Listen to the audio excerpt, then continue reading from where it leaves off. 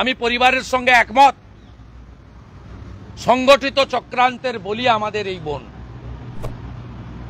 এবং প্রত্যেকটা ক্ষেত্রে ঝাড়গ্রাম থেকে বসে রাজ্যের স্বাস্থ্য পুলিশ মন্ত্রী তথা মুখ্যমন্ত্রী তার নির্দেশে সুশান্ত রায়, অভিক দে, সন্দীপ ঘোষ, নারায়ণ স্বরূপ নিগম, অভিজিৎ মণ্ডল, ডিসি অভিষেক গুপ্তা এবং বিনীত গোয়েল, তারা প্রত্যেকটা জিনিস চেঞ্জ করেছেন।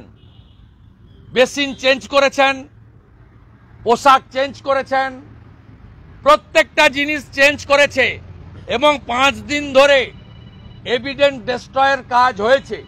যেটুকু এভিডেন্স ছিল অতীন ঘোষের নেতৃত্বে মমতা ব্যানার্জির নির্দেশে 14ই আগস্ট একটি বিশেষ সম্প্রদায়ের তৃণমূলের শান্তির ছেলেরা আরজিকর ভেঙে চুরে তছনছ করে জুনিয়র ডাক্তারদের হোস্টেলের ভিতর ঢুকিয়ে দিয়ে বাকি যা যা ছিল মমতা ব্যানার্জির ইচ্ছা পূরণ করেছে। এবং সিপিকে কেউ না ডাকা সত্ত্বেও রাত্রি 12টায় গেছেন। 2:30টার সময় সিপি বিনীত গোয়েল ফেস টাইমে ফোন করে মমতা ব্যানার্জিকে বলেছেন গেম ইজ ওভার।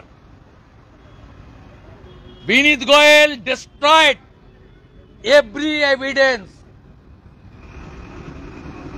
আজ না হোক কাল এর পরিণতি খারাপ। 84 সালে যারা শিখদেরকে কেটেছিল, বড় বড় নেতা, সেন্ট্রালের মন্ত্রী সজ্জন কুমার থেকে শুরু করে বড় বড় তাবড় তাবড় লোক, পাওয়ারফুল লোক, তারাও ভেবেছিল যে আমাদের কেউ টিকি ছুঁতে পারবে না। আজকে সজ্জন কুমাররা তিহারের জেলে। এদের ভিতরে থাকতে হবে, শুধু বিনীতকে নয়, বিনীত যার কথাই করেছেন সেই মমতা ব্যানার্জিকেও সঙ্গে যেতে হবে। আজ নয় কাল। আমি যা বললাম মিলিয়ে নেবেন শুধু।